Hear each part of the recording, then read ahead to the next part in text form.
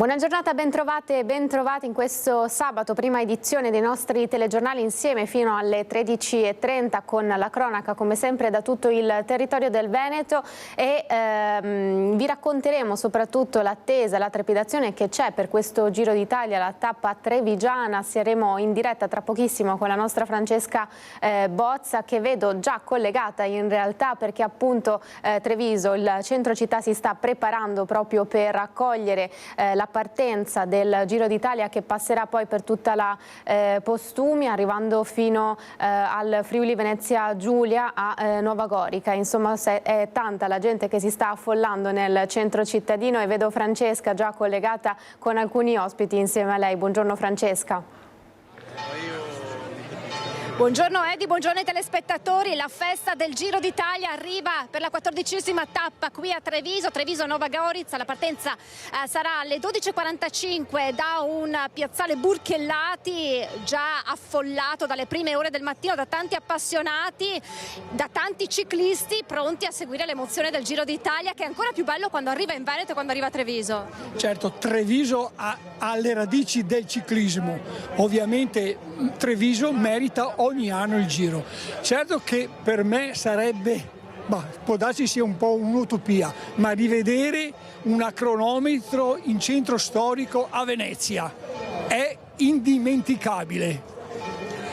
Una festa che si ripete per gli appassionati come voi, ma anche per la gente comune. Vediamo tante famiglie anche qui, perché il ciclismo unisce tutti. Certo, il ciclismo unisce, il ciclismo non ha violenza nel tifo, il ciclismo è fratellanza e amicizia.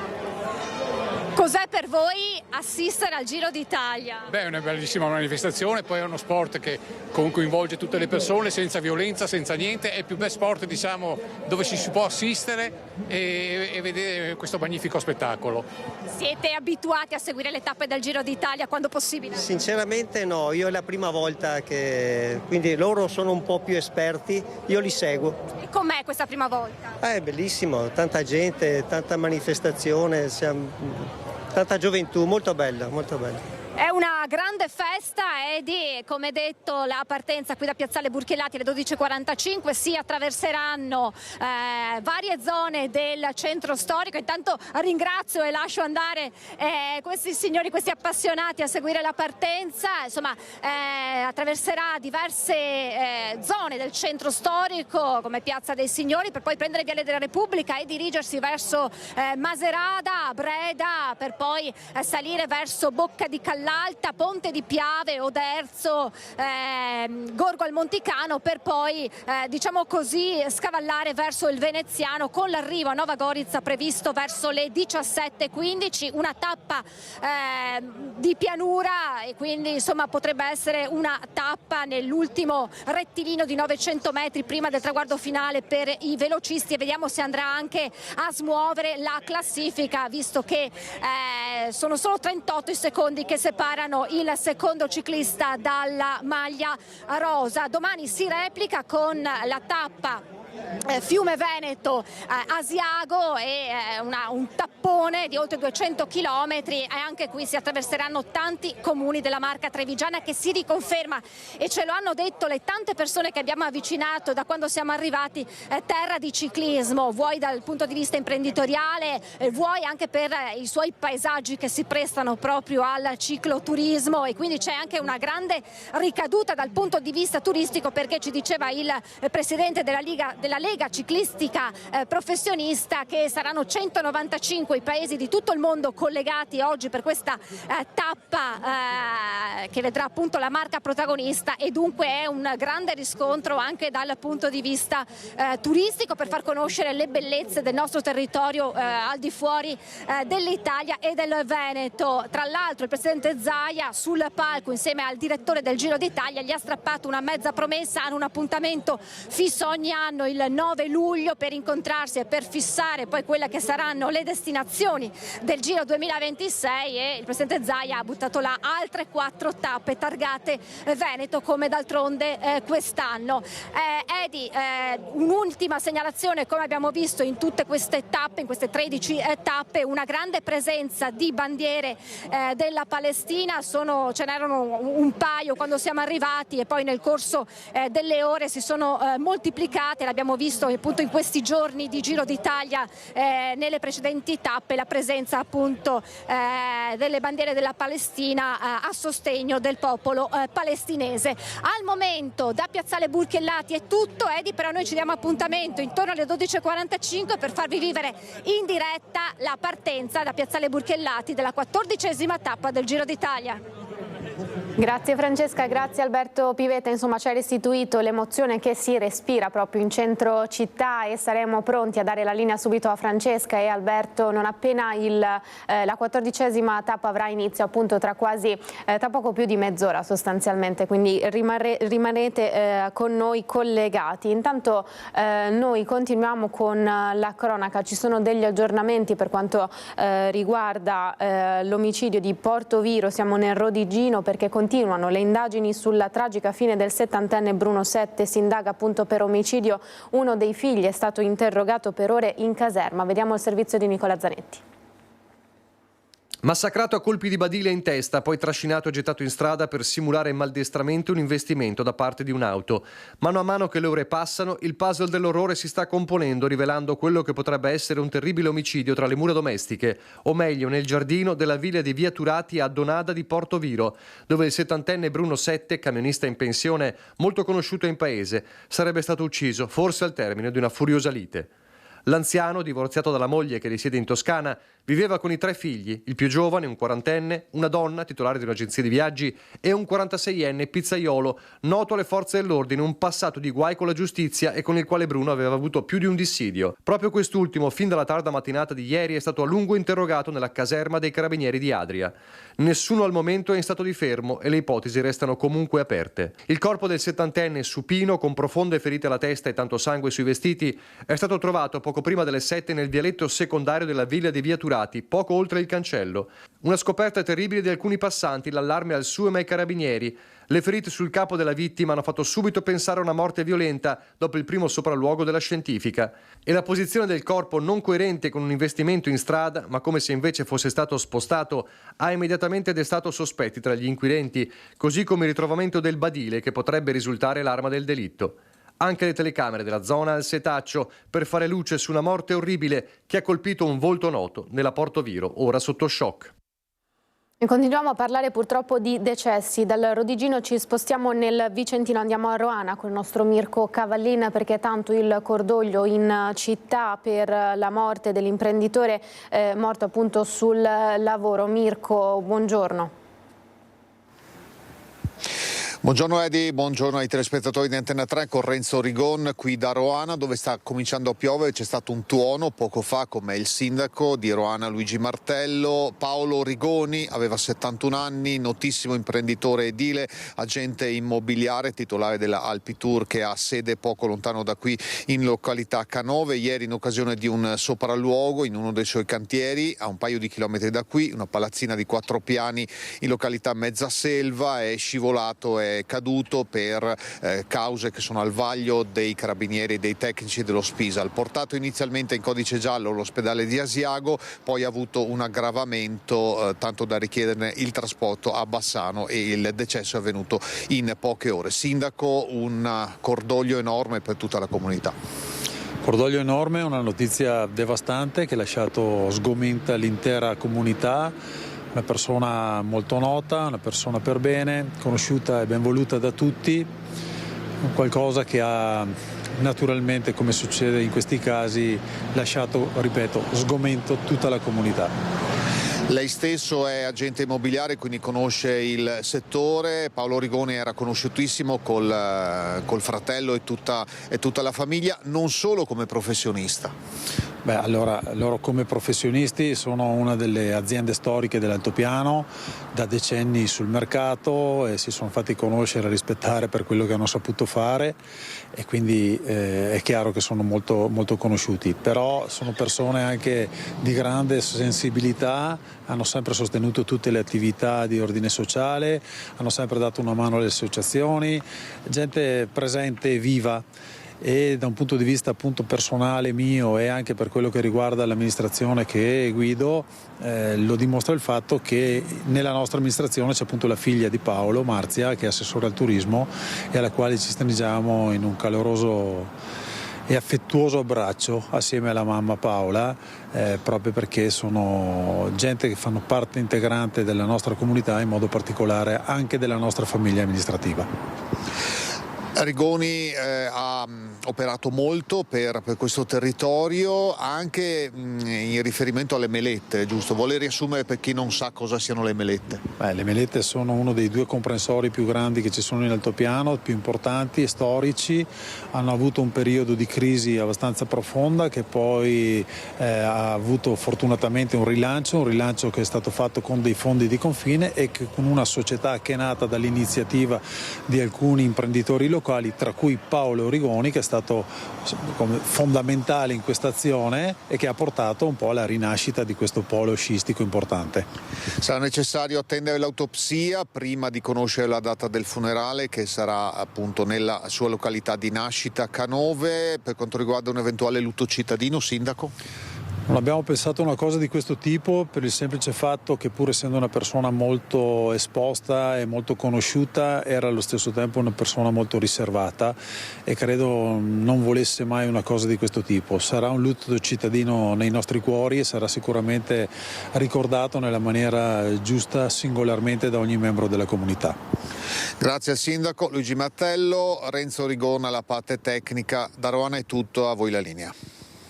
Grazie Mirko, grazie anche al sindaco. Noi continuiamo con le notizie, andiamo a Padova, al processo d'appello a Valentina Boscaro, la donna di 33 anni condannata a 20 anni di reclusione per aver ucciso con una coltellata al cuore il fidanzato Mattia Caruso nel settembre di 3 anni fa.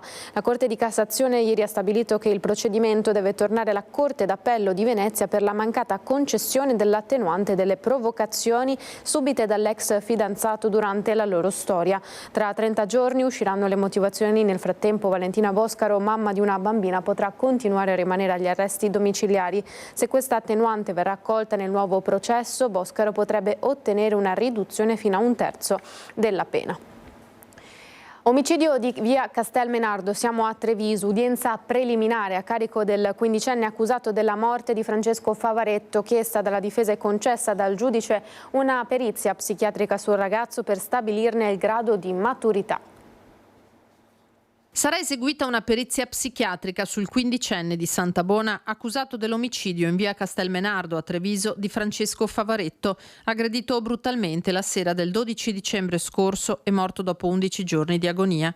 Lo ha disposto il giudice del Tribunale dei Minori di Venezia nel corso dell'udienza preliminare a carico del ragazzo su richiesta del suo difensore, l'avvocato Fabio Crea. Ho prodotto una consulenza psichiatrica sulla maturità o immaturità del minore, e in funzione di questa ho chiesto una perizia psichiatrica.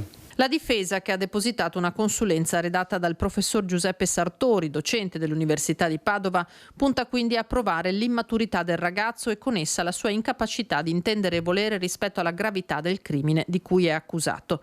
Secondo la procura, il minorenne avrebbe sferrato un colpo al collo fatale a Favaretto, circostanza che l'avvocato Crea respinge. Ho depositato un importantissimo verbale che ieri abbiamo redatto presso la Polizia Scientifica di Padova per verificare quelle che sono le ferite che il minore nell'interrogatorio del marzo 2025 aveva detto essere state inferte da lui al povero Favaretto, che non sono quelle al collo, quelle risultate mortali, ma sono delle ferite nella zona dorsolombare che effettivamente sono riscontrate nei tagli del giubbotto.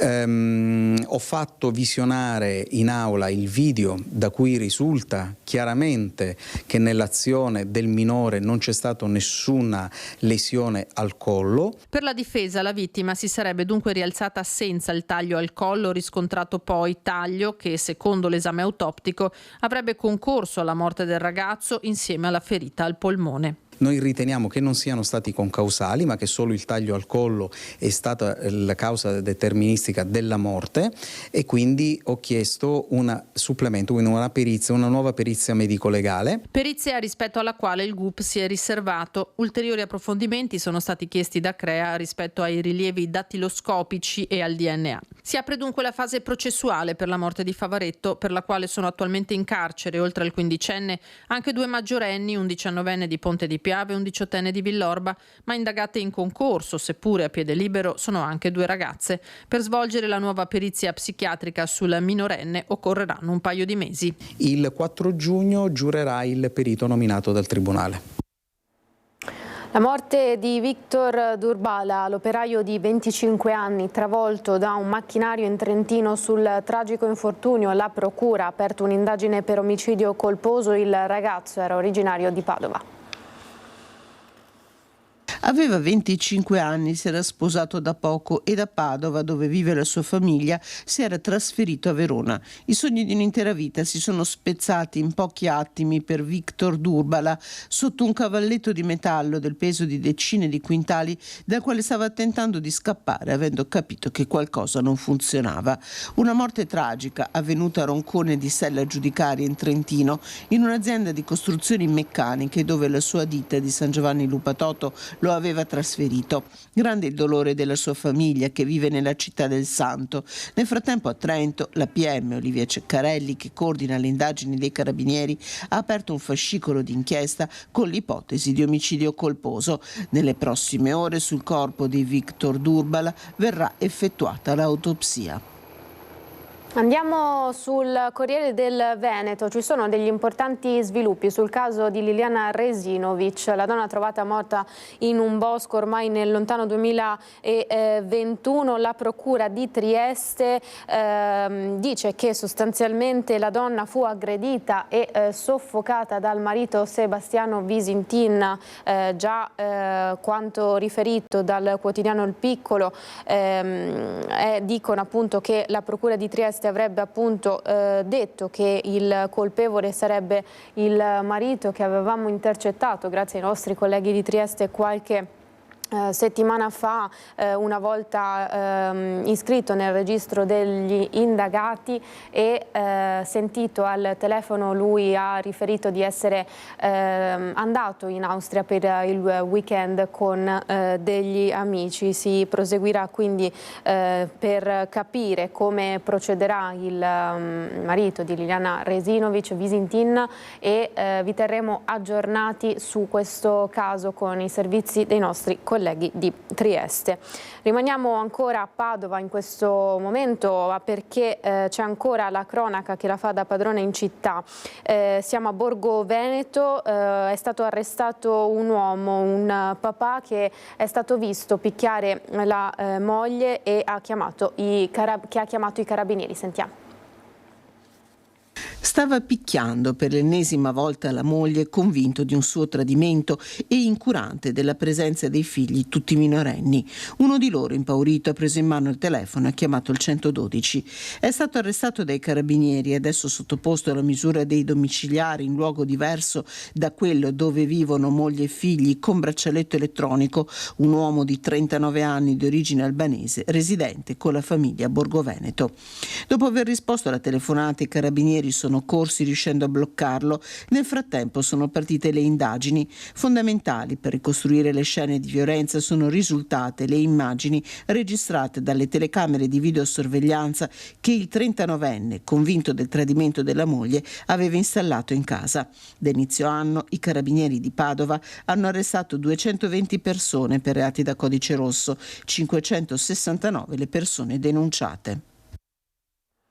Interrompiamo la cronaca per andare a Conegliano dal nostro Lucio Zanato, perché ormai Conegliano è pronta per la Triveneta che ci sarà tra un paio di settimane. Nel frattempo oggi è stata inaugurata la nuova scalinata del centenario voluta proprio da loro e regalata alla città. Lucio, sei in ottima compagnia, ti vedo, buongiorno. Buongiorno Edi, buongiorno ai telespettatori di Antenna 3. Come sentite dietro, la fanfara qui di Conegliano sta ancora suonando. Questa è la Ricciolona. Prima abbiamo sentito il Piave, prima ancora tutti gli inni e comunque tutte le musiche degli alpini. Sono qui con Francesco Botteon, presidente della sezione alpini di Conegliano, e con Fabio Chies, sindaco del comune di Conegliano. Perché? Perché dietro le nostre spalle, come vedete, sono tornate a sventolare la bandiera italiana e la bandiera del comune di Conegliano sui pennoni, ma soprattutto con imbasamenti, tutto questo realizzato dagli alpini nella gradinata di alpini rinnovata. Allora cominciamo con il sindaco, perché sapete l'abbiamo strappato un matrimonio, nel senso che lui deve ancora andare a sposare qualcuno, però hanno tutto il tempo per stare insieme in una vita, per cui 2 minuti con noi per dire quanto importanti sono gli alpini per Conegliano. Ma lo vediamo, l'abbiamo visto dall'affluenza che c'è stata oggi, un'affluenza incredibile per un'inaugurazione che aspettavamo da tempo. La gradinata è degli alpini, l'hanno ribadito per l'ennesima volta, ma non è solo forma, è anche sostanza, perché sono le nostre tradizioni, i nostri valori, il simbolo definitivo che Conegliano è la città alpina per eccellenza. Ecco, questo per quanto riguarda la scalinata, poi parleremo con il Presidente, però volevo un'altra battuta. Fra un paio di settimane, a metà giugno, grande invasione alpina, 10 anni dopo quel 2014, insomma un grande abbraccio di queste penne nere e Conegliano è pronta. Ma un abbraccio doveroso a tutti loro, un abbraccio non solo da parte di Conegliano ma da parte dei 17 comuni della sezione, più di 5.000 alpini, e sarà un modo per Conegliano per dire grazie agli alpini, alle loro famiglie, alle loro spose, alle loro figlie e a tutti coloro che amano gli alpini. Sarà una festa di popolo, vi aspettiamo tutti, da qualunque parte d'Italia vogliate venire, Conegliano sarà casa vostra. E noi la seguiremo giorno per giorno. Grazie al sindaco, perché deve scappare a sposare, giustamente è sabato. Presidente Botteon, grande emozione oggi. Sì, grandissima emozione in questa giornata qua, come dicevo anche tempo fa, senza togliere niente a quello che abbiamo inaugurato sabato scorso, che era la mostra fotografica di 100 anni della storia della nostra sezione,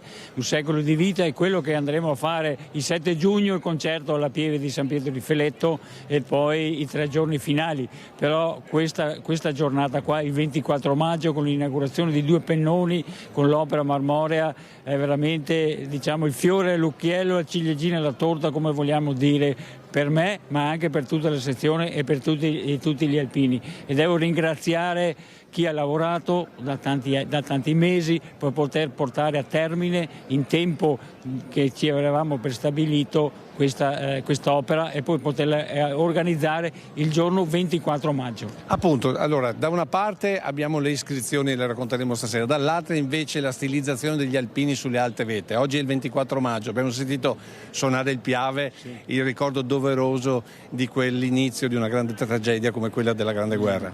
Sì, il Piave il 24 maggio è stato l'inizio della tragedia della Grande Guerra, dove ha solo scombinato 650.000 morti, ci sono state distruzioni e ripeto, oggi aver ricordato quella immane tragedia è ancora una felicità immensa per noi come sezione, come alpini e come ANA, mi fa veramente piacere. È cascato a gioco giusto il 24 maggio e come ho detto ci siamo riusciti e grazie. Questo in ricordo di tutti i caduti che sono caduti per formare l'Italia, perché ricordiamo in quella grande guerra poi c'è stata l'annessione del Trentino, c'è stata l'annessione della Venezia Giulia e poi la riconquista del Veneto, perché ricordiamo qui a Conegliano dopo Caporetto qui c'erano gli austro-ungarici, quindi un ricordo doveroso di questo 24 maggio 110 anni dopo.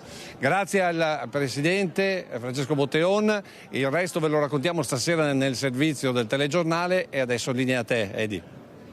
Grazie mille Lucio, insomma grande festa anche a Conegliano e ovviamente continueremo a seguire tutti i preparativi per la Triveneta che ovviamente seguiremo anche sulle nostre reti. Da Conegliano, cioè dal Trevigiano, ci spostiamo a Padova perché insomma non si placcano le polemiche sulla zona rossa all'Arcella. Oggi a 6 giorni dalla nuova zona rossa appunto di Padova la Lega sta incontrando i residenti del quartiere e in collegamento con noi proprio da lì c'è la nostra Chiara Gaiani con Federico Cibotto. Chiara, con te anche il sottosegretario Ostellari, buongiorno. Sì, buongiorno Edi, buongiorno ai telespettatori. Sì, con me c'è il senatore Andrea Ostellari, sottosegretario alla giustizia. Questa mattina un incontro con i cittadini. Che cosa le hanno detto, senatore, dell'attivazione della zona rossa, o meglio della zona ad alto impatto? Noi oggi siamo venuti qui per innanzitutto ringraziare le forze dell'ordine che sono presenti, il prefetto e i componenti del Comitato per l'Ordine e la Sicurezza Pubblica che hanno deciso di portare zona rossa qui in questo quartiere. Significa non limitare la libertà di nessuno, se non maggior controllo, garantire quindi tutte le famiglie che qui abitano e coloro che qui lavorano. Ad avere paura delle forze dell'ordine e della polizia devono essere i balordi e chi magari ha precedenti penali specifici che saranno allontanati da questo territorio. Io credo che oggi, ascoltando i cittadini, abbiamo avuto la conferma della bontà di questa azione, della volontà di maggiore richiesta di sicurezza e quella richiesta di sicurezza che renderà questo quartiere più bello e più attrattivo di quanto non lo sia già oggi. Ecco, sappiamo che l'avvio della zona ad alto impatto ha incontrato l'ostilità da parte dell'amministrazione comunale, con il sindaco che ha paventato anche il rischio di deprezzamento degli immobili, una stigmatizzazione del quartiere, una militarizzazione del quartiere. Argomentazioni abbastanza comiche. Io credo che invece di rimanere chiusi all'interno di Palazzo Moroni dovrebbero scendere, venire qui nel quartiere, parlare con le persone, parlare con i cittadini, parlare con quelli che qui lavorano e vivono.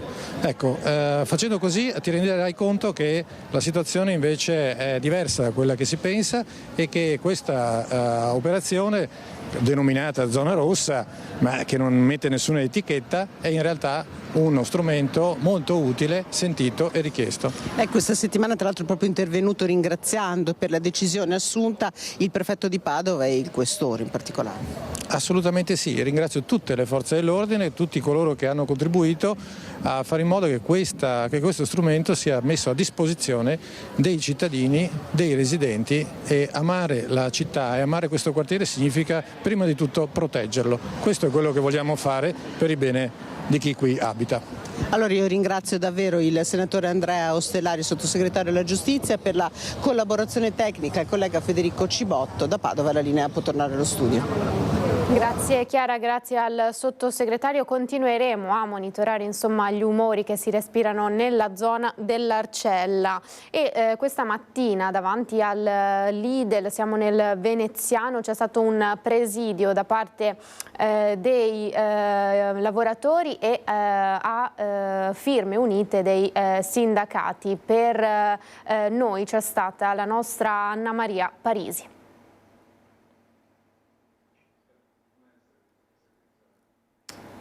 Alla regia chiedo il contributo di Venezia. Saranno celebrati martedì mattina alle ore 10 nella chiesa parrocchiale di Sant'Ilario Vescovo a Malcontenta i funerali di Anna Chiti, la studentessa 17enne del Nautico di Venezia, morta tragicamente dopo essere scivolata in acqua dal catamarano su cui era a bordo al suo primo giorno di lavoro alla Marina di Sant'Elena a Venezia.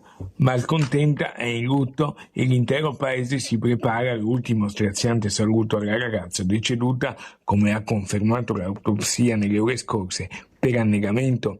La celebrazione funebre sarà presieduta dal parroco di Malcontenta, don Alessandro Rosin, che ha ricordato la giovane che era molto attiva in parrocchia e al GREST anche sul foglio parrocchiale e conosceva la ragazza e conosce la famiglia. Alla cerimonia funebre prenderà parte tutta la scuola, frequentata anche dalla sorella di Anna. L'istituto sta pensando a diversi modi per ricordarla, anche con l'intitolazione di un'aula studio. Il cordoglio per questa precoce scomparsa, espresso dal consigliere delegato Paolino Danna. Tutta malcontenta piange la morte di Anna. Avrebbe compiuto 18 anni tra poco. Posso dire che nel cuore dei suoi amici ha lasciato un vuoto incolmabile. La frase che ho sentito dai suoi amici è stata: sorrideva sempre, era una colonna per tutti noi. Appunto, avrebbe compiuto 18 anni Anna. Amava il mare, era felice. Qualunque sia la causa, niente la riporterà ai suoi amici e alla sua famiglia, e resterà il sorriso per tutta malcontenta.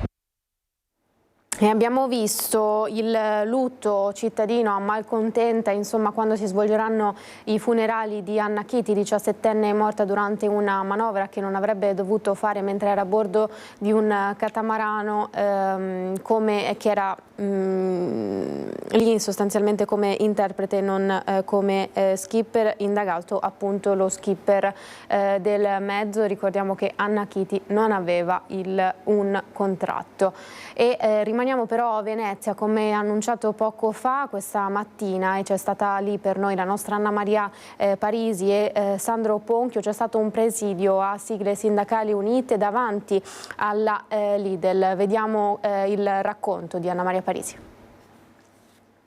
Presidio dei sindacati uniti CGIL, CISL e UIL qui davanti ad uno dei supermercati della Lidl. Siamo a Mestre, lungo il Terraglio, il presidio per le cattive condizioni lavorative degli impiegati, dei commessi, per la mancanza della sottoscrizione del contratto integrativo da parte dell'azienda. Ma per saperne qualcosa di più nel dettaglio andiamo a parlare direttamente con le rappresentanze sindacali, con la CGIL. Nome e cognome? Caterina Boato, segretaria generale della Filcams CGIL di Venezia.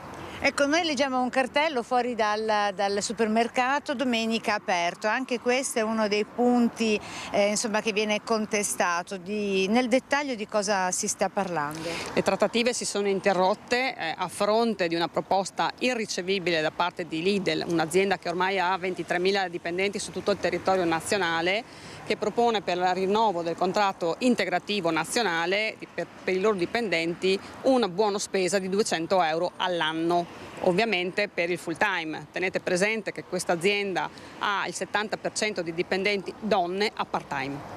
Quindi è rapportato al part time, stiamo parlando di 100 euro se una lavoratrice fa 20 ore a settimana. Buoni spendibili naturalmente. Solamente alla Lidl, ovviamente.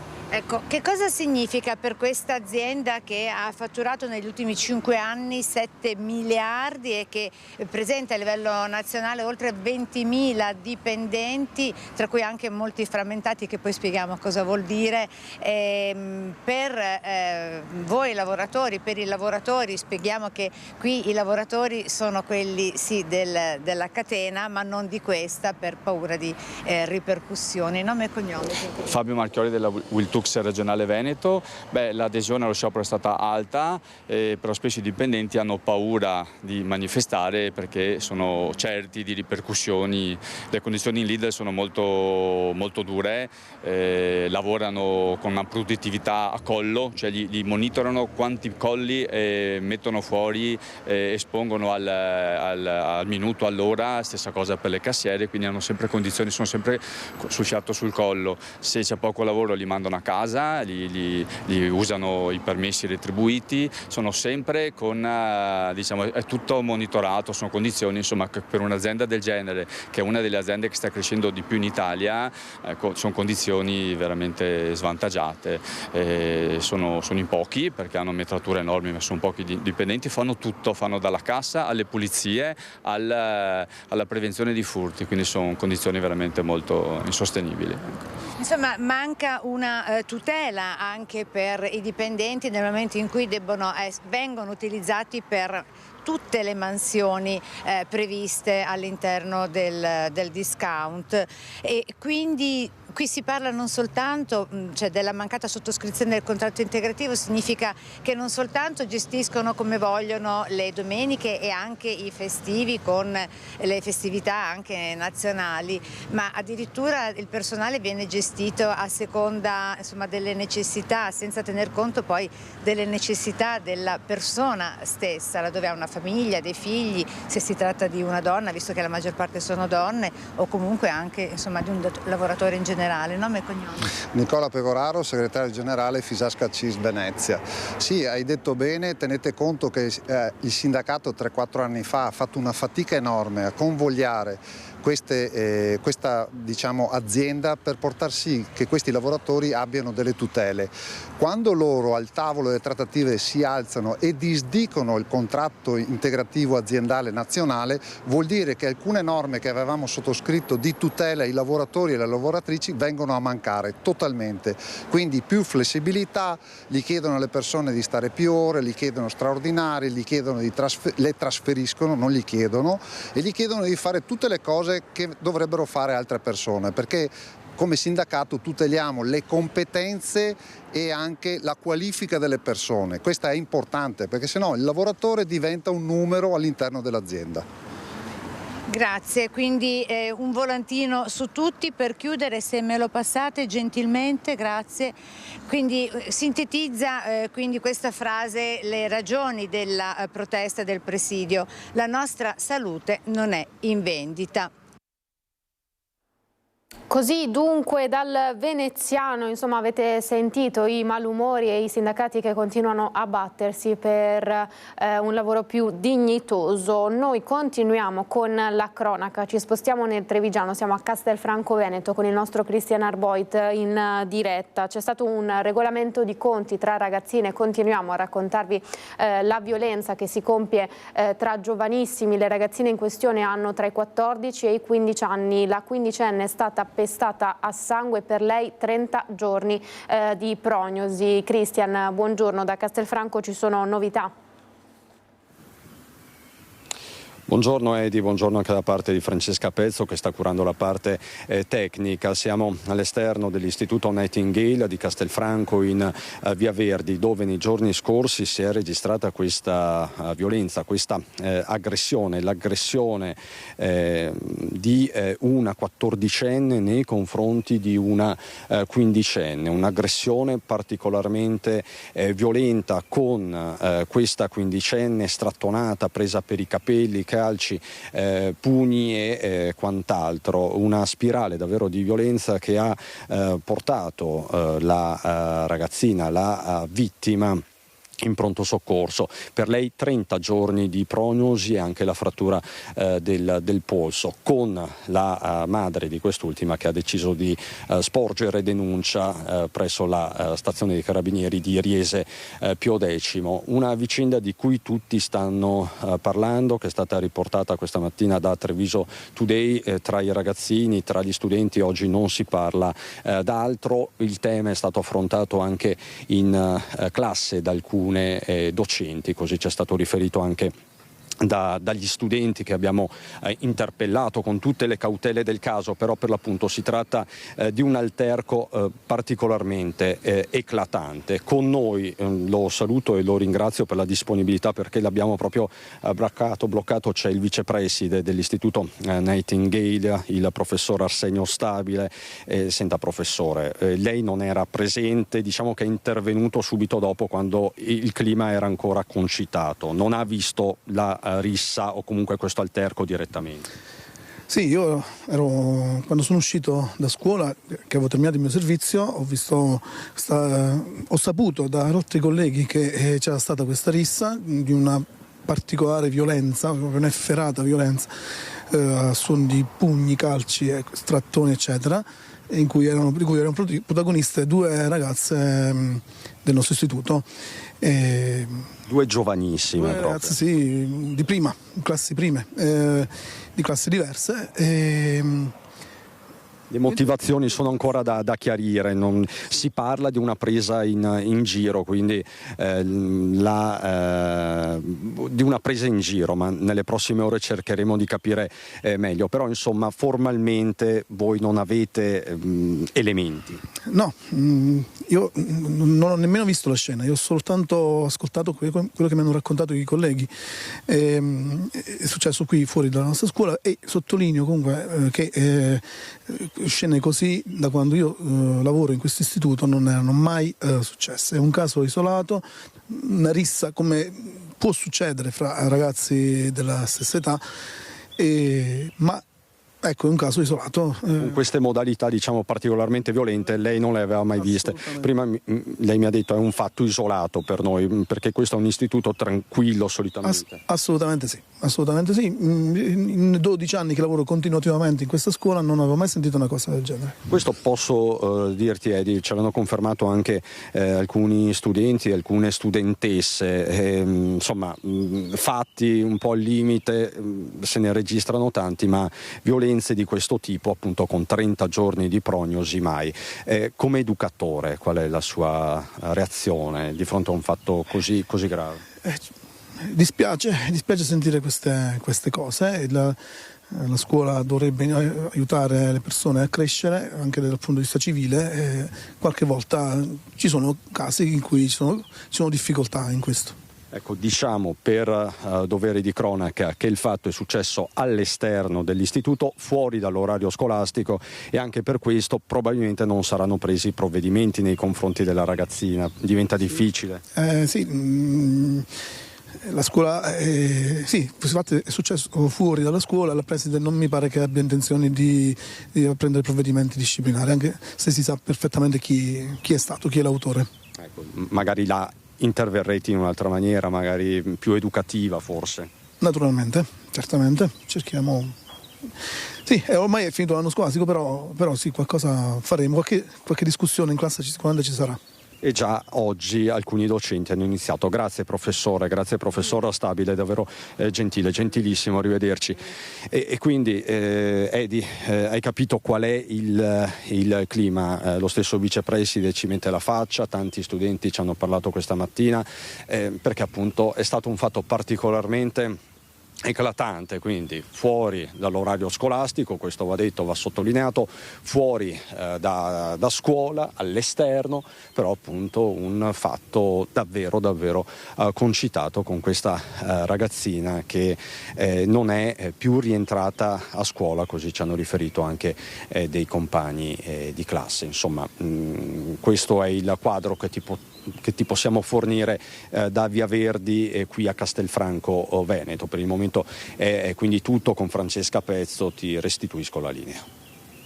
Grazie Cristian, insomma continuiamo ad avere l'attenzione su Castelfranco anche dopo i gravissimi fatti della discoteca Playa Loca in cui è morto il giovane Lorenzo Cristea. Noi cambiamo decisamente argomento, torniamo in centro città, a Treviso, per un colpo d'occhio con le immagini riprese dal nostro Alberto Pivetta. Siamo in diretta in questo momento, la partenza si fa sempre più vicina, è prevista tra pochissimi minuti.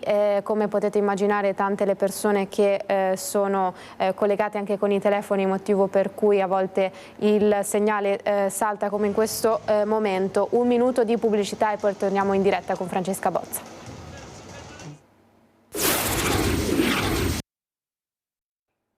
Eccoci tornati in diretta di nuovo in centro città Treviso, a Piazzale Burchiellati. La nostra Francesca Bozza e Alberto Pivetta stanno riprendendo le immagini in diretta 2 minuti alla partenza. Francesca, che aria si respira? Intanto vi mostriamo subito la maglia rosa proprio alla partenza, insieme al presidente Zaia, al sindaco Conte, all'assessore Caner. La maglia rosa e la maglia ciclamino a fianco Pedersen che ieri ha vinto la tappa. Rovigo Vicenza, manca davvero poco per la partenza, c'è stata la presentazione ufficiale delle squadre sul palco in piazzale Burchellati, la firma del registro e poi si sono schierati lungo il viale per la partenza di questa 14ª tappa. È davvero il colpo d'occhio e ringraziamo la famiglia che ci sta ospitando sul loro terrazzo. Il colpo d'occhio è davvero incredibile perché è un fiume di persone. 30 secondi alla partenza, Edi, lascerei dalle immagini di Alberto Pivetta le emozioni di questo via per la 14ª tappa Treviso-Nova Gorizia.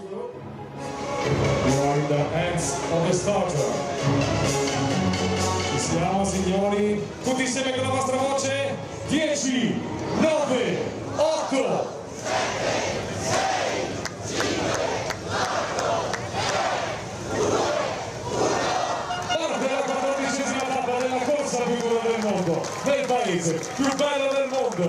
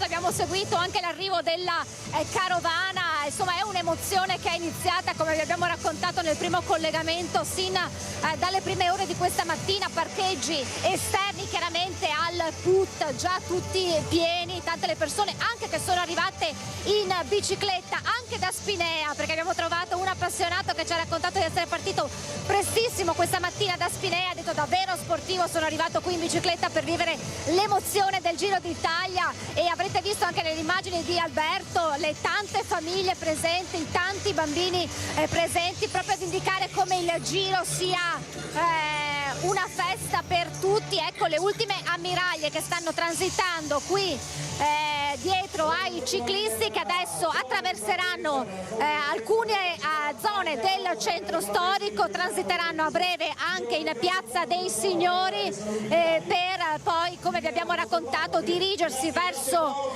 Viale della Repubblica e da lì attraversare altri comuni della Marca, da Breda, Maserata, Ponte di Piave, Oderzo, per poi proseguire nel veneziano con l'arrivo, come detto, a Nova Gorizia. E poi domani chiaramente si replica con un altro tappone firmato dal Veneto. Intanto qui salutano Antenna 3, molti ci hanno ringraziato per far vivere queste emozioni, ci siamo quando ci sono i grandi appuntamenti. Alberto, se vuoi inquadrare anche le bandiere che ci sono messicane per la maglia rosa, chiaramente tanti sostenitori che sono arrivati anche al di fuori dall'Italia per sostenere i loro campioni in gara in questo Giro d'Italia, davvero una festa tutta rosa. Edi, io da questo punto ti restituisco la linea e naturalmente poi questa sera racconteremo questa giornata, racconteremo anche chiaramente chi è il vincitore di questa 14ª tappa, una tappa che potrebbe anche portare delle novità per la classifica della maglia rosa. Assolutamente Francesca, grazie mille a te e Alberto per queste immagini, averci portato con voi nel centro città che è ricco di eventi dalla settimana scorsa, con la notte bianca dei musei, alla DJ Ten, alla Treviso in Rosa, ancora la domenica precedente e adesso questo weekend con la tappa segnata dal Giro d'Italia, la 14ª. Come ha detto Francesca, continueremo a seguire anche noi il Giro con le nostre telecamere. Grazie ai colleghi friulani avremo anche l'arrivo e vedremo in serata dunque chi si aggiudicherà oggi la maglia rosa. E noi con questo ritorniamo intanto con la cronaca, torniamo nel veneziano. È di una settimana fa ormai la telefonata che Alberto Trentini aveva fatto alla famiglia dal carcere in Venezuela, dove si trova da ben 181 giorni, che sono seguiti da un altro lunghissimo silenzio. Si pensava che dopo questa telefonata le comunicazioni con la famiglia si potessero fare più frequenti, così ancora non è stato e continuano per questo le mobilitazioni per Alberto Trentini. Per il nostro connazionale Alberto Trentini, in carcere in Venezuela a Caracas dal 15 novembre scorso, si attende che possa essere al più presto fissata una visita consolare. Sarebbe questo un ulteriore passo in avanti per il cooperante 45enne veneziano, originario del Lido di Venezia, arrivato in Venezuela per portare aiuto ai disabili, del luogo che altrimenti non potrebbero permettersi le cure sanitarie perché troppo costose. È iniziata nel frattempo la 12ª settimana del digiuno a staffetta, a cui stanno partecipando dal scorso 5 marzo quasi 2000 persone. Il presidente della municipalità di Ghide Pelletrina, Emilio Guberti, fa il punto. Sono più di 180 giorni che Alberto Trentini è detenuto in un carcere del Venezuela senza un'accusa precisa e soprattutto con un unico contatto telefonico avuto nei giorni scorsi con la famiglia. È una vicenda assurda, soprattutto se pensiamo che il Venezuela vuole considerarsi un paese civile.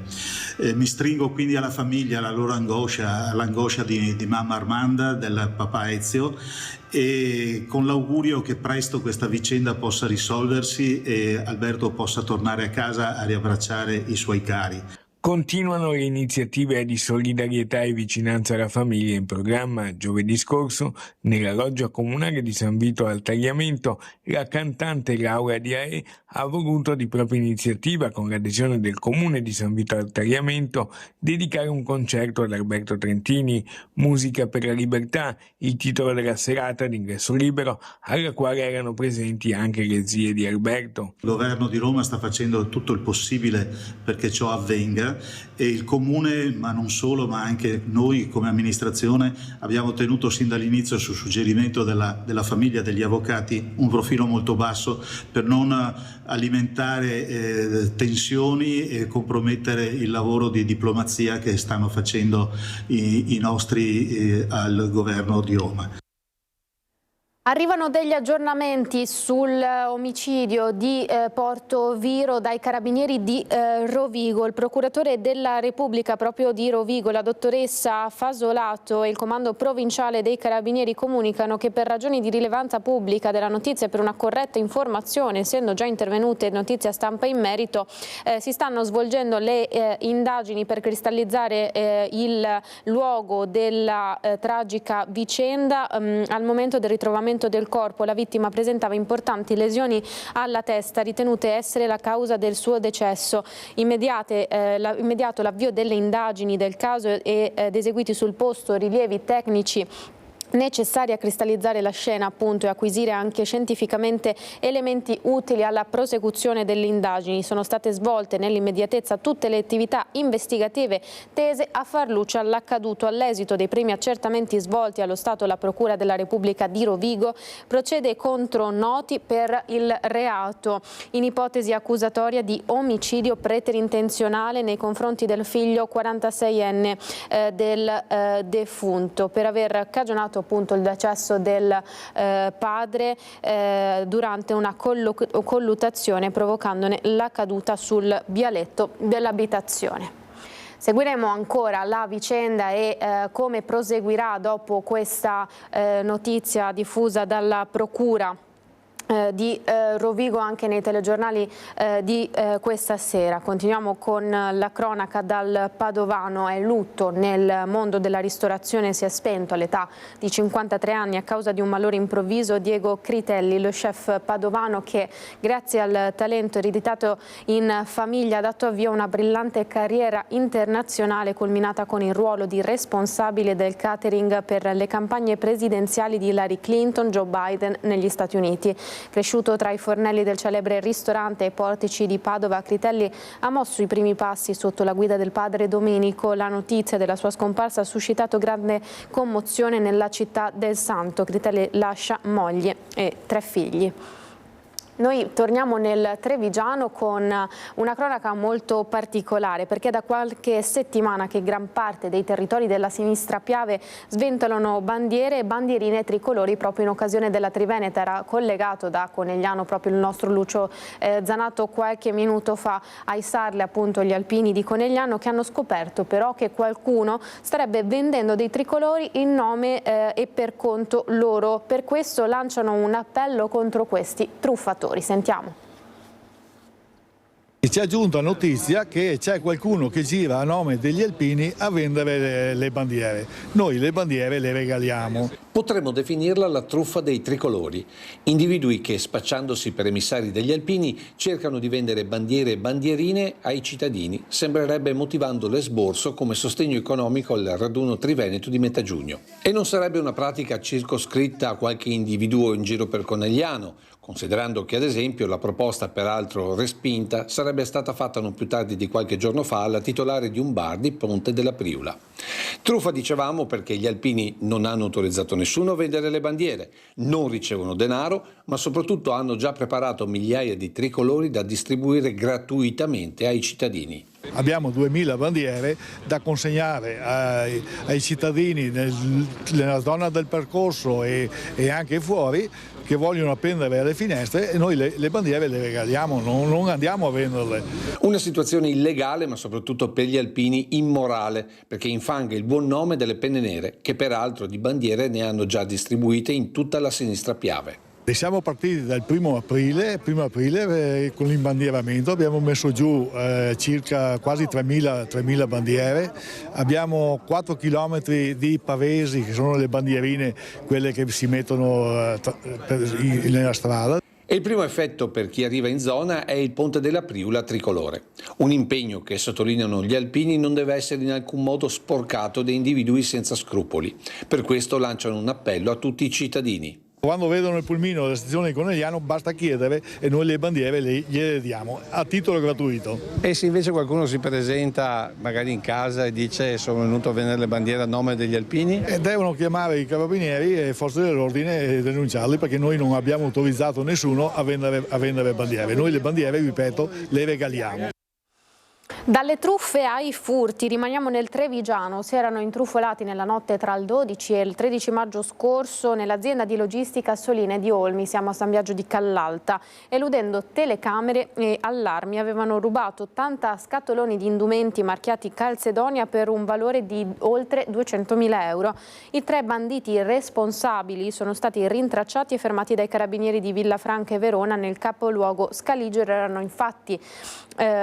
infatti ritrovato il furgone dotato di GPS e rubato all'azienda per trasportare di notte gli indumenti rubati e abbandonato poi in un parcheggio a Montorio. I 3 sono tutti di origine romena e hanno tra i 40 e i 50 anni. Secondo gli inquirenti e proprietari dell'azienda si tratterebbe di un furto su commissione messo a punto da una banda specializzata. Siamo nel Bellunese, ora un 23enne in manette e 1 chilo di droga sequestrata, l'operazione della squadra mobile di Belluno. 1 chilo di cocaina purissima, che al dettaglio poteva fruttare anche 300.000 euro, e un bellunese 23enne arrestato.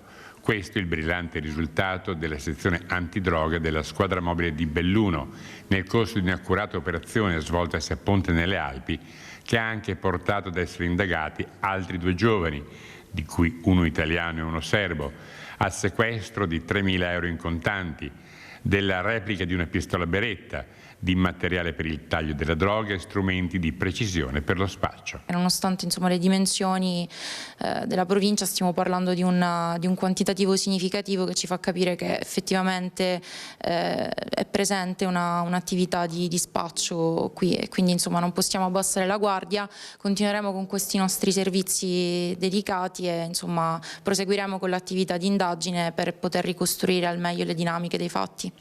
Tanta droga e uno spacciatore tanto giovane. Sì, questo ci fa sicuramente pensare, fa capire che come i clienti ma anche i spacciatori non siano persone avanti con l'età, ma siano anche giovani, e questo è chiaramente un importante spunto investigativo anche per le nostre successive attività. Si tratta di un fenomeno preoccupante che va sicuramente attenzionato, perché si calcola che il chilo di cocaina sequestrato sarebbe stato smerciato nel giro di un paio di settimane. Grande attenzione quindi al fenomeno dello spaccio, tanto che negli ultimi 6 mesi in provincia sono state arrestate 10 persone e sequestrate sostanze di tipo diverso, quali MDMA, hashish, LSD, una cinquantina di piante di marijuana e funghi allucinogeni. È un colpo importante per Belluno, si tratta di un arresto a cui è associato quasi un chilo di cocaina, quindi una sostanza importante che ci farà riflettere sicuramente anche sullo sviluppo investigativo e su quello che è l'andamento dello spaccio di sostanze stupefacenti in questa provincia.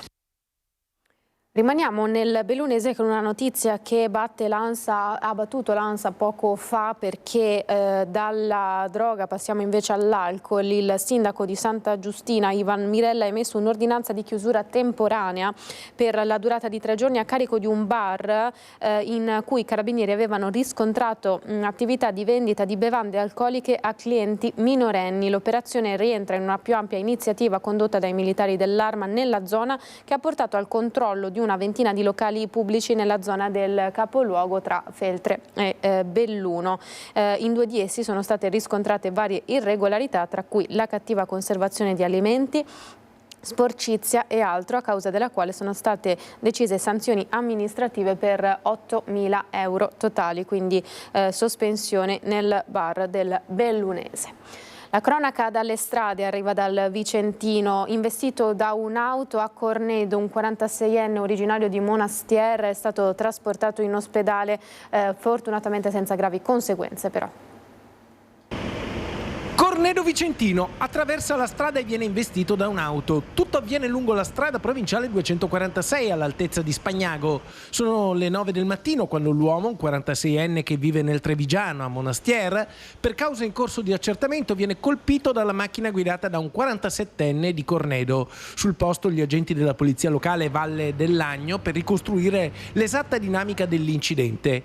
Anche i vigili del fuoco hanno supportato le operazioni di sicurezza. I medici del SUEM 118, intervenuti tempestivamente, hanno prestato i primi soccorsi e trasportato il pedone all'ospedale di Arzignano, per fortuna senza gravi conseguenze. Dopo la decisione della consulta cambiamo decisamente argomento. È stata festa per le famiglie arcobaleno che hanno brindato davanti al comune di Padova al loro fianco dal 2017 nella battaglia per l'iscrizione all'anagrafe dei loro figli. Il servizio di Chiara Gaiani.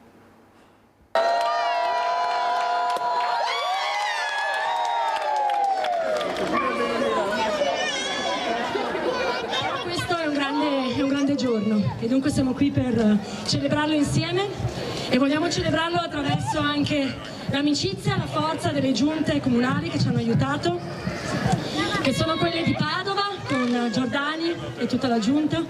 Grazie. La giunta di Vicenza che ci è stata accanto e anche Verona. Che effetto le fa vedere tutti questi bambini? Emozionante, emozionante, bellissimo. Calma col vino però, È bello, bello. Ho detto prima, emozionante. Quando me l'hanno detto che avevamo vinto, io ero tranquillo, obiettivamente, perché ho sempre continuato a farlo. Però sapere che hanno vinto le mamme, non io, che hanno vinto loro i bambini e bambine. Padova, Vicenza, Verona, 3 città in festa oggi. Sì, è un momento veramente di gioia per le città, per i cittadini e le cittadine e soprattutto per le bambine e per i bambini, perché di loro diritti si parla oggi, di essere uguali fin dalla nascita, di avere la possibilità di avere 2 genitori che li riconoscono fin dalla nascita, e quindi i comuni hanno fatto, alcuni comuni ci hanno creduto e soprattutto la Corte Costituzionale, quindi la Costituzione questa cosa l'ha fermata ieri, e quindi è una giornata di festa, è una giornata appunto di buonsenso, di civiltà, di diritti che non tolgono a nessuno ma aggiungono ai bambini e alle bambine. Convinta che suo figlio crescerà in un mondo migliore? Questa è la speranza un po' di tutte le mamme. Diciamo che oggi è un mondo migliore rispetto a quello di ieri, quindi oggi abbiamo fatto un passettino in più verso il cammino dei diritti. No, noi non possiamo adottare i nostri figli perché nascono a seguito di progetti di genitorialità costruiti con fatica, amore, convinzione e anche molti sacrifici. Di conseguenza sono figli nostri da prima che nascano, figuriamoci se dobbiamo adottarli. Ecco, tante lacrime, adesso però serve anche tante lacrime di gioia, adesso serve una legge. Sì, la legge dello Stato serve, è quella che chiediamo da 20 anni ed è la via principe per riuscire a tutelare i diritti di tutte le persone di questo paese. Continueremo a chiederla, una legge che tuteli tutte le figlie e tutti i figli di tutte le famiglie arcobaleno. Grazie ancora. Viva famiglia Arcobaleno, viva la società civile che è al nostro fianco, questo paese lo cambieremo, lo stiamo già cambiando. Così da Padova, ora vediamo la reazione a Treviso con la testimonianza di 2 madri. Oggi è il giorno della felicità perché questa notizia rende giustizia a migliaia di famiglie italiane. Il pronunciamento della Corte Costituzionale, che prevede il riconoscimento alla nascita di entrambe le mamme di bambini nati da procreazione medicalmente assistita eterologa effettuata all'estero, fa tirare un sospiro di sollievo a molte coppie trevigiane che hanno finora vissuto senza certezze. Daniela e la compagna 3 anni fa hanno ottenuto l'adozione speciale, ma conoscono bene la precarietà di un sistema che finora dagli uffici anagrafe ai tribunali trattava il tema in maniera difforme. Ci si sentiva un po' insicuri e tra l'altro anche a livello proprio dell'organizzazione familiare era impossibile per me prendermi giorni di congedo al lavoro e quindi la mia compagna ha dovuto rinunciare a lavorare per un gran periodo perché non poteva in caso di malattia dei 2 bambini piccoli prendere sempre giorni lei. Avere questo riconoscimento alla nascita è veramente importante per i bambini, per il loro diritto alla continuità affettiva, a una crescita come tutti gli altri bambini insieme alle persone riconosciute, no? che un genitore non deve chiedere una delega per andarli a prendere a scuola, per portarli in ospedale, in pronto soccorso. Per i bambini è un diritto avere riconoscimento di entrambi i genitori. Fino ad ora molte coppie hanno vissuto con una spada di Damocle sulla testa pendente e non è stato per niente piacevole, anzi ha causato parecchio dolore e ha stressato oltremodo le coppie stesse che insomma quelle meno fortunate sono anche entrate in crisi a causa di questa incertezza. Sono stati pochissimi i comuni che hanno accettato di firmare l'atto di nascita e anche in quel caso quando la coppia accettava di farsi formare l'atto di nascita da parte del comune viveva con l'incertezza che la procura avrebbe potuto in qualsiasi momento impugnarglielo. L'avvocata Pizzola ha già allegato ai fascicoli dei procedimenti che sta seguendo la sentenza della consulta che ha fatto esultare tutto il mondo LGBT, sebbene ci siano altri scogli da superare. Siamo molto soddisfatti per la sentenza della Corte Costituzionale. Adesso che i comuni si adeguino in fretta, compreso il comune di Treviso, che fino all'altro giorno ha rifiutato all'anagrafe di iscrivere la seconda mamma come genitore. Al sollievo delle coppie non corrisponde tuttavia quello delle donne single. La Corte Costituzionale ha giudicato inammissibile la questione di illegittimità della legge che non consente alle donne single di accedere in Italia alla procreazione medicalmente assistita. Perché di fatto noi facciamo fatica nel nostro territorio italiano a concepire una famiglia diversa da quella tradizionale. Questa è la realtà.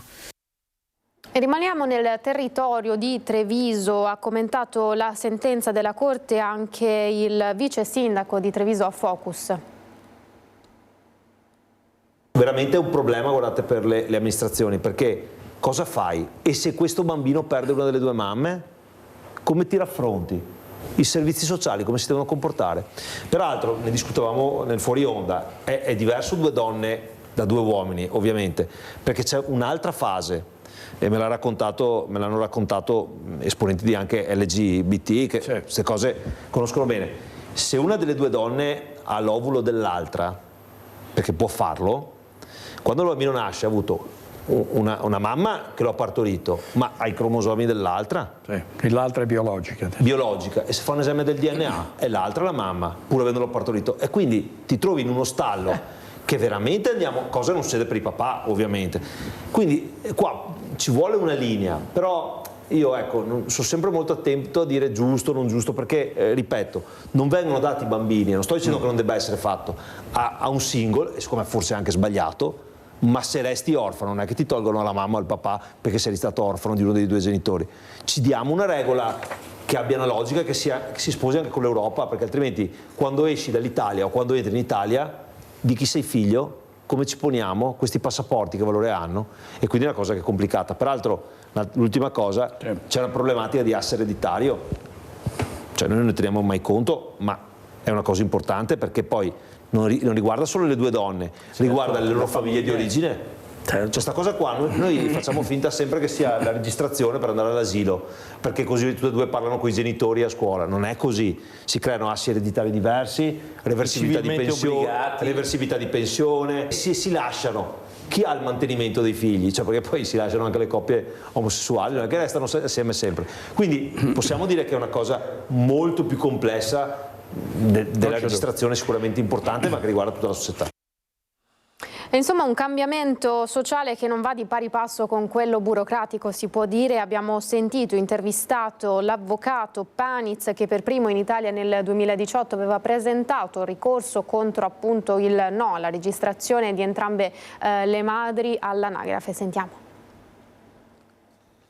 È un principio di tutela per i minori, non riguarda il riconoscimento o meno delle coppie di fatto, delle coppie dello stesso sesso, riguarda il diritto dei minori eventualmente nati attraverso la procreazione medicalmente assistita di essere trattati nello stesso modo dei figli nati dalle coppie tradizionali. Gioisce e ne ha ben donde l'avvocato Maurizio Paniz, a cui va il merito della primogenitura dei ricorsi presentati a livello nazionale contro la cancellazione del nome della madre intenzionale dall'atto di nascita del piccolo di una coppia di mamme di Mel nato a Feltre ma concepito all'estero con la procreazione assistita. Questa è stata la prima iniziativa in Italia e questo è un risultato sicuramente molto significativo, molto positivo per le 2 mamme di Mel che avevo seguito in tutti questi anni, per la battaglia che hanno portato avanti e soprattutto per il diritto dei loro 2 figli di essere considerati uguali a tutti gli altri figli in Italia.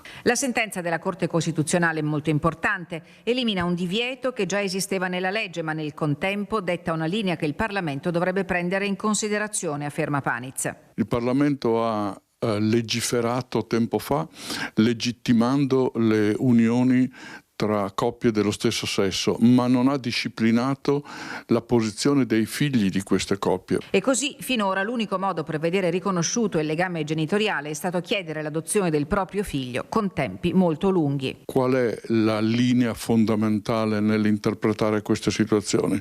Quella del cosiddetto best interest, cioè del miglior interesse per i minori. E non c'è dubbio che per i minori il miglior interesse è quello di avere 2 genitori anziché un solo genitore, quando anche nello stesso sesso, purché evidentemente i genitori vogliano fare i genitori e non siano soltanto genitori sulla carta ma anche nella sostanza. Nel ricorso alla Corte Europea, che potrebbe pronunciarsi entro pochi mesi, l'avvocato Maurizio Paniz ha posto anche il tema del riconoscimento di un ristoro da parte dello Stato italiano alle 2 mamme di Mel perché inadempiente rispetto alle normative europee. La Corte Europea dovrà decidere se il disagio derivato soprattutto al minore, quando anche in parte ai genitori, ma soprattutto al minore per una posizione di diseguaglianza sia fonte di risarcimento del danno. Lo vedremo, è una ipotesi possibile. E ora Via le reazioni politiche, sono numerosi gli esponenti della Lega contrari alla sentenza della Consulta e categorico il sindaco di Noventa Padovana Marcello Bano, che dice che nel caso questa dovesse essere effettivamente la realtà chiederà di essere sostituito. Vediamo. Sono già sulle barricate alcuni esponenti e sindaci leghisti contro la sentenza della Consulta che ritiene illegittima l'iscrizione all'anagrafe come genitore della mamma intenzionale. Se per i 33 casi di Padova si deve attendere, ma si tratta di un atto formale, la decisione della Corte d'Appello di Venezia che dovrebbe arrivare lunedì, il sindaco di Noventa Padovana Marcello Bano sul punto è categorico. Abbiamo letto tutti la notizia della Corte Costituzionale che obbliga me, che sono ufficiale di stato civile, gli uffici e i vari funzionari a dichiarare il falso, e cioè a dire che due genitori dello stesso sesso sono genitori naturali di un figlio o di una figlia. Questo ci sta mettendo in grosse difficoltà. Favorevole il sindaco Bano alla cosiddetta stepchild adoption. Io sono assolutamente favorevole personalmente alle unioni civili, a tutti i tipi di famiglie, però non va bene dichiarare il falso, e io dovrei, come ufficiale di stato civile, dire che un bambino o una bambina sono nati da due genitori dello stesso sesso, e non posso farlo. Qualora fossi costretto a dichiarare questo, io chiederò alla prefettura di sostituirmi per fare delle dichiarazioni che non sono assolutamente naturali, che non sono giuste, che non sono corrette, che sono false. Come dire che il sole sorge a ovest e tramonta ad est. La Consulta si è pronunciata, ma il tema va approfondito mettendo da parte ideologia retorica, ne va del futuro della comunità umana. Gli fa eco il sottosegretario alla giustizia Andrea Ostellari. Il capogruppo della Lega in Consiglio regionale Giuseppe Panna ribadisce il diritto dei bambini è di avere una mamma e un papà. Dal sindaco Bano la richiesta che a legiferare in materia sia il Parlamento. Non mi risulta che in questo momento le leggi che le fa il Parlamento ci sia una legge che dica questo. C'è una sentenza che noi leggeremo attentamente alla Corte Costituzionale che invece dice esattamente il contrario. Ecco, qua c'è un altro aspetto. Non penso che la Corte Costituzionale si possa sostituire al Parlamento, e quindi io, finché non ho la legge emanata dal Parlamento, continuerò a rifiutare questa follia, questa ideologia che magari altri comuni, per fare delle politiche ideologiche, generano e creano, come Padova. Andiamo in pubblicità, qualche minuto, poi torniamo in diretta.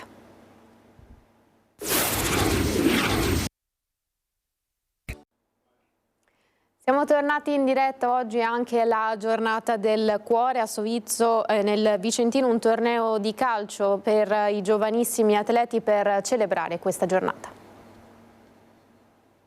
La giornata del cuore a Sovizzo, sono con Luca Cracco e Pietro Pizzighello, insomma si parla di sensibilizzazione per l'uso soprattutto del defibrillatore. La salute in campo è importante, e siamo anche all'interno della giornata dedicata all'associazione Morosini, che ha deciso di fare che cosa? Chi era Morosini?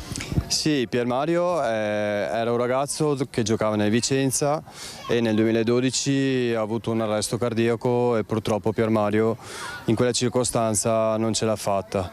Nasce così questa associazione che ha proprio l'interesse di formare soprattutto i ragazzi delle varie società sportive e anche i ragazzi a scuola nel corretto primo soccorso e nell'uso del defibrillatore. Lei ha avuto anche un'esperienza personale diretta, che cosa si tratta, quando è successo?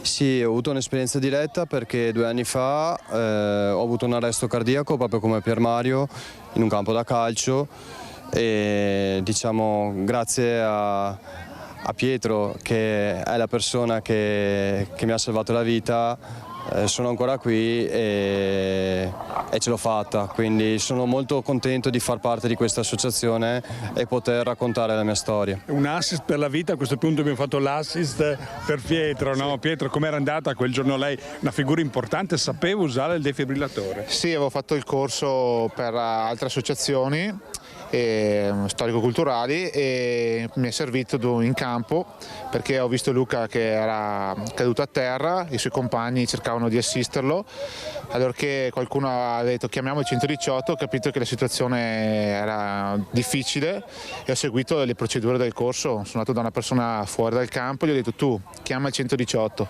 e questa persona ha chiamato il 118, ho gridato c'è il defibrillatore, perché sapendo eravamo un campo di calcio, me l'hanno portato e con l'assist dell'operatore al telefono del 118 ho fatto il massaggio cardiaco a Luca.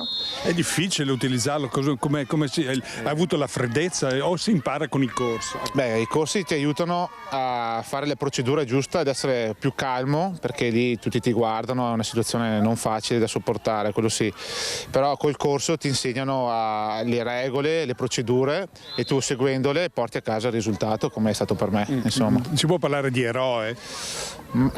Io direi di no, perché non ho rischiato la mia vita, però sono contento di aver fatto questo gesto, perché per me è stato anche importante e mi riempie di orgoglio e di gioia aver salvato la vita a Luca. Ecco, diciamo che un angelo custode, mettiamola così. Sì, ecco, va bene come esempio. Ecco, no, perché ricordiamolo, questa campagna è proprio per sensibilizzare la diffusione dell'uso del defibrillatore, che nel 70% dei casi, dice l'associazione Morosini, può risolvere gli incidenti, però solo il 15% è in grado di utilizzarlo delle persone che girano intorno. È per questo, no? Vediamo a fianco, oltre al torneo qui a Sovizzo, che cosa vediamo qui a fianco a lei? Sì, siamo a questo evento, a questa giornata di festa, per abbinare i momenti calcistici, i momenti sportivi alla formazione. E ringrazio ovviamente la società Sovizzo che ha permesso di fare tutto questo. Ovviamente ringrazio Pietro, perché lui sì, per me è il mio eroe, quindi gli devo tutto ovviamente, e mi auguro che la nostra storia possa servire anche a sensibilizzare nel momento in cui facciamo i corsi con l'associazione, a capire l'importanza di questi corsi, perché davvero possono salvare una vita. Così nel Vicentino, mentre si parla sempre di beneficenza e degli altri, a Scorzè, dove è iniziato a Per il Cuore, un festival che riunisce associazioni e giovani proprio in nome della beneficenza e degli altri. L'idea è nata proprio da un gruppo di ragazzi. Vediamo di che si tratta. Disabilità e volontariato sono gli spunti di riflessione e di impegno. A tutto questo si aggiunge una socialità positiva per i ragazzi. A Per il Cuore, il festival organizzato da Per i Giovani di Tre Baseleghe, è iniziato a Scorzè e durerà fino a domenica. L'associazione composta da giovani ha organizzato l'evento per aggregare i ragazzi e creare occasioni di divertimento con DJ set, musica, spettacoli e laboratori, ma anche di riflessioni come la festa del volontariato. La nostra associazione è nata lo scorso anno, ma in realtà è la trasformazione di un gruppo giovani che è nato nel 2017.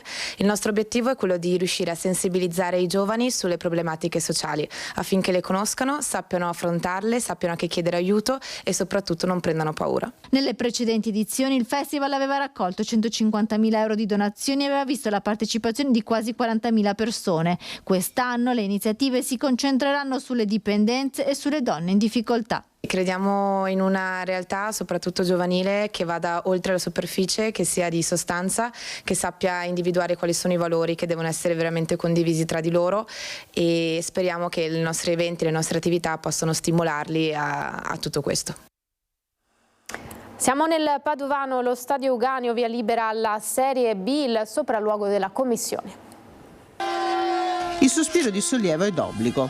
Dopo la promozione in Serie B con il via libera della Commissione provinciale di vigilanza sui locali di pubblico spettacolo, che ha concesso una proroga di 4 mesi per l'esecuzione dei lavori necessari ad aumentare la sicurezza della curva ospiti, la curva nord, il Padova ha tutte le carte in regola per presentare la documentazione per l'iscrizione alla Lega, potendo ospitare le partite in casa. Nell'iscrizione probabilmente sarà indicato uno stadio di riserva, ma si parte con il piede giusto e così entro la fine di ottobre dovrebbero essere eseguiti i lavori richiesti dal questore di Padova dopo l'invasione di campo dei tifosi del Catania del marzo 2024. Saranno realizzate le misure di contenimento previste e sostituita la recinzione dell'area esterna della curva, portando lo stadio a una capienza di 7.125 posti, ai quali potrebbero esserne aggiunti raggiunti 1200 se, come ha annunciato il Comune, partiranno i lavori per aumentare la capienza della nuova curva est. Il cantiere della curva nord sarà a carico del Calcio Padova, che prima della fine dei lavori metterà in campo misure compensative con l'aumento del numero di steward presenti allo stadio. Chiudiamo questa prima edizione con l'informazione della politica. Elezioni amministrative 2025, sono oltre 56.000 i veneti al voto in 9 comuni dove verrà chiesto ai cittadini di esprimere la propria preferenza per eleggere il nuovo sindaco. I comuni coinvolti sono per la provincia di Belluno, Sospirolo e San Nicolò di Comelico, per Padova, Ospedaletto Euganeo, Porto Virone e Rodigino, Borso del Grappa a Treviso, a Verona, Bevilacqua e Castagnaro. Nel veneziano 2 tra i comuni più popolosi al voto, quello di Eraclea e Santa Maria di Sala. Si voterà domenica e lunedì 26 maggio, seggi aperti dalle 7 di domani alle 23 e lunedì dalle 7 alle 15. E si chiude così allora questa prima edizione. Subito dopo di noi, come sempre, le previsioni del tempo e poi via alla puntata di agricoltura con il nostro Lucio Zanato. Grazie per averci seguito fino a qui, a tutti l'augurio di una buona giornata, arrivederci.